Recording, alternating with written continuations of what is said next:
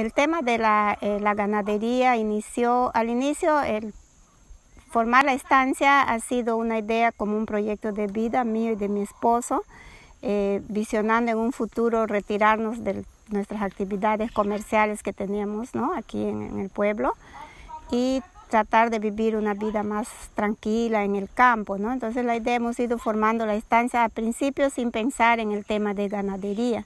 Entonces con crianzas de animales menores y eso, ¿no? A raíz del el 2019-2020, con el inicio de la pandemia, un poquito antes, un poco nos hemos enfocado al tema de la ganadería porque nos interesó mucho el tema de una ganadería sustentable en pequeños espacios, ya que nosotros no contamos con grandes extensiones de tierra, ¿no? Entonces, como nos hemos informado un poco del sistema silvopastoril, de la cosa un poco pequeña, recuperando suelos, porque nosotros tenemos un bosque que por opción lo estamos conservando, ¿no?, de forma privada, y nosotros no quisiéramos talar ese bosque, pero el terreno que teníamos para la ganadería también es poco de la manera como se lleva aquí, ¿no?, la ganadería.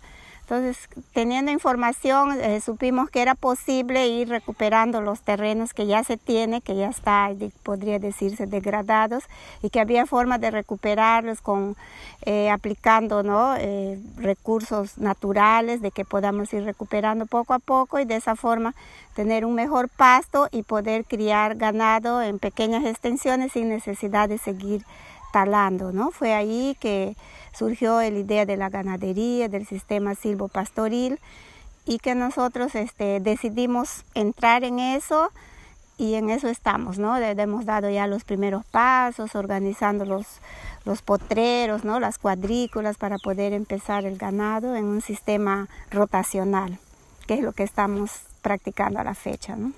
¿Y cómo se involucra su familia en esta actividad?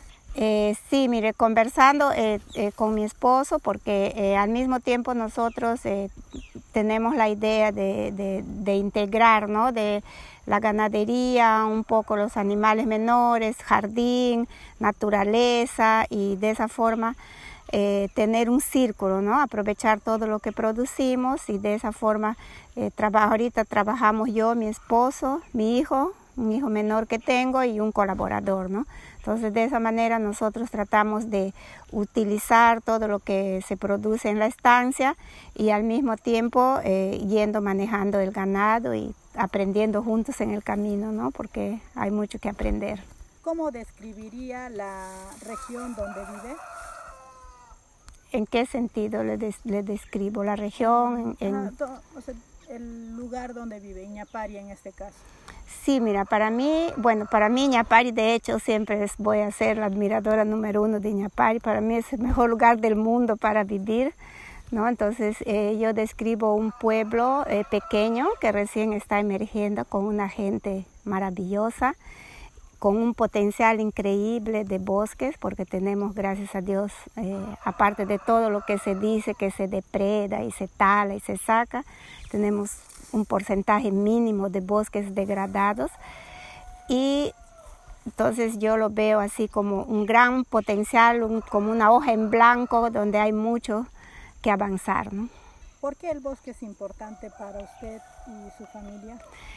Bueno, el bosque es importante porque una vez que yo hace poco que estoy viviendo en contacto con el bosque, vemos que simplemente sin el bosque no podemos hacer nada, ¿no? En el bosque tenemos muchos recursos, a veces si lo sabemos manejar, vamos adquiriendo de él las cosas que necesitamos, nos ayuda también a recuperar nuestros suelos, porque ahí están todos los organismos, las cosas vivientes, que es natural, que puede ayudarnos mucho en esta recuperada de suelos, ¿no? Entonces es un sitio donde si lo sabemos manejar, vamos a tener ahí todo. Tenemos abono, tenemos frutas, tenemos alguna madera que se necesita, manejándolo de manera responsable, es posible beneficiarnos mucho del bosque y al mismo tiempo cuidarlo, ¿no? La pregunta 3 es, ¿la deforestación del bosque amazónico ha afectado su calidad de vida? Mira, en sí, como te dije anteriormente, aquí todavía no sentimos mucho lo que es la deforestación porque en realidad estamos con nuestros bosques súper bien conservados aún, ¿no? Pero de hecho ya se sienten algunos cambios, algunas cositas que de repente no sentíamos antes y que yo creo que sí está empezando a sentirse o afectar, ¿no? ¿Cuál es su mayor desafío como productor? Ya. Mi mayor desafío es conseguir realmente transformar estos suelos que estoy trabajando ahora, que son suelos súper degradados porque ya están, hace muchos años que ya son pastos, yo ya les he adquirido así, recién ahora me entero que están súper compactados, súper degradados y no produce un buen alimento para el ganado. Entonces mi mayor desafío es tener estos pastos ricos en alimento y que pueda tener mucho mejor rendimiento el ganado. ¿Cómo viene aplicando sistemas silvopastoriles u otras prácticas sostenibles en su actividad productiva?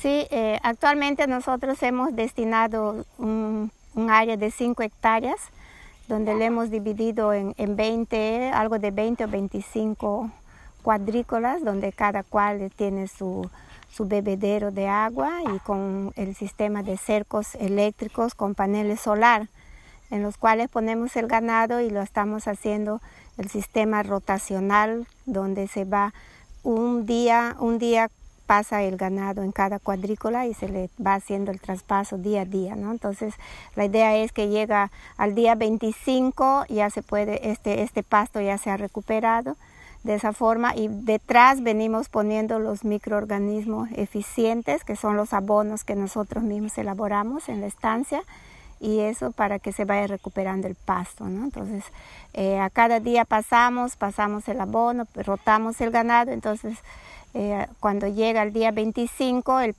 la primera cuadrícula que entró el ganado ya el pasto está recuperado para que de esa forma el suelo no se compacte y no se malogre la producción de pasto, ¿no? Los miembros diferentes de la familia, ¿cómo participan en el proceso de la ganadería? Sí, mira, en realidad aquí nosotros, en el sector donde estamos, tenemos un grupo que somos vecinos y que somos familia, ¿no? La mayoría son hermanos míos, en los cuales cada cual va teniendo sus parcelas y donde van manejando el ganado, ¿no?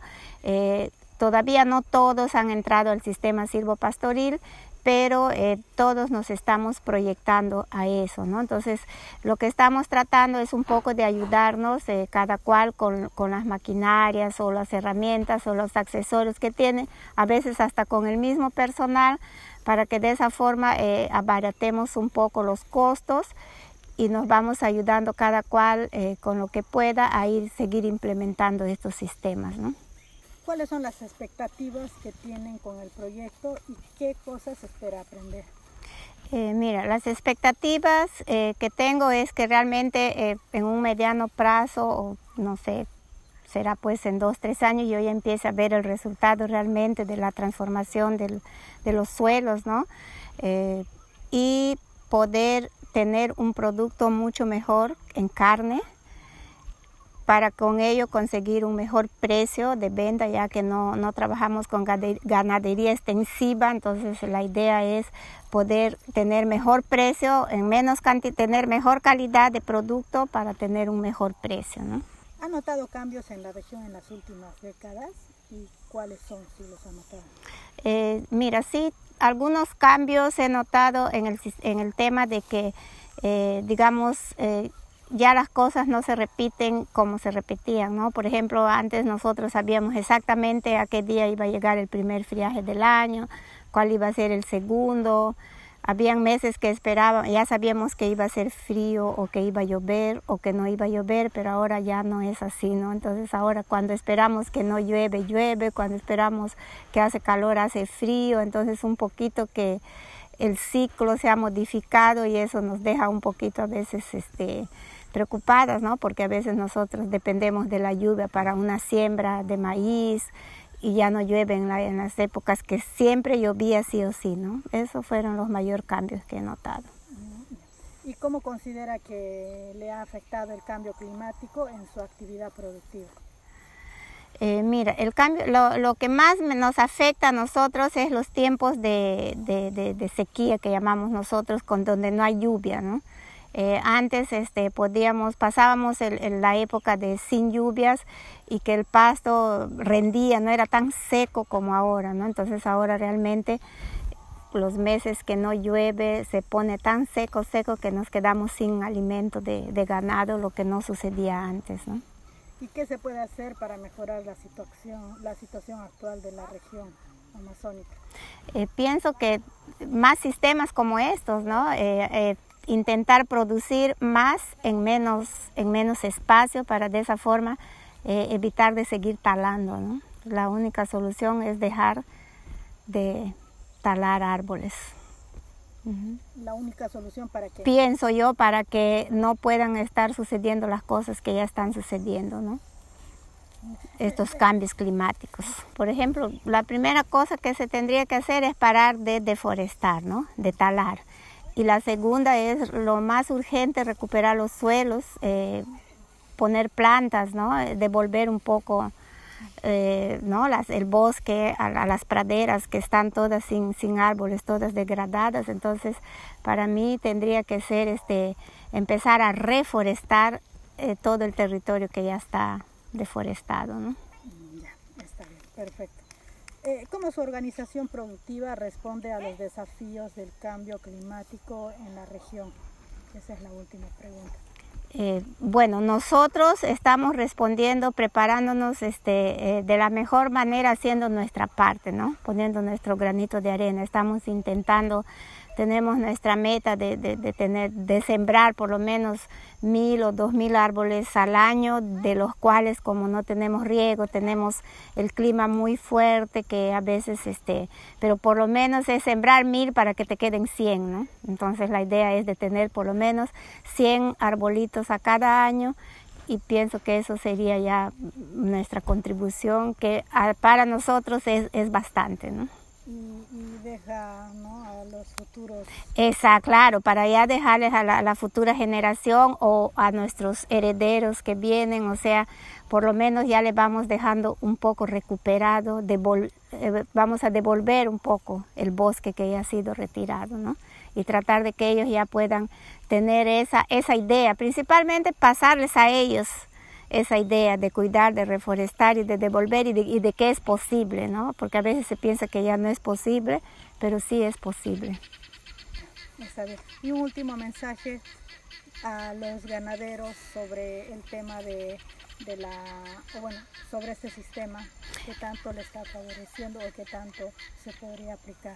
Sí, mi mensaje sería que crean, ¿no? Que crean, que se informen más sobre estos sistemas y que crean que es posible hacer una ganadería más sostenible y que de repente va a ser menos laboriosa, ¿no? Al parecer, pareciera que fuera difícil, pero no, trabajando con esos sistemas en menos extensiones de terreno, tienes un ganado más dócil, un ganado más fácil de manejar, necesitas menos mano de obra, y que sí es posible hacerlo, ¿no? Entonces que cambiar un poquito ese chip de esa ganadería, de que así que este año voto X hectáreas para el año X hectáreas, y que solo es posible criar más ganado teniendo más territorio, ¿no? Pero al contrario, si tienes un pasto mejorado, un terreno bien cuidado, vas a poder criar la misma o tal vez más cantidades de que ir cada año aumentando, que te va a dar mucho más gasto, ¿no?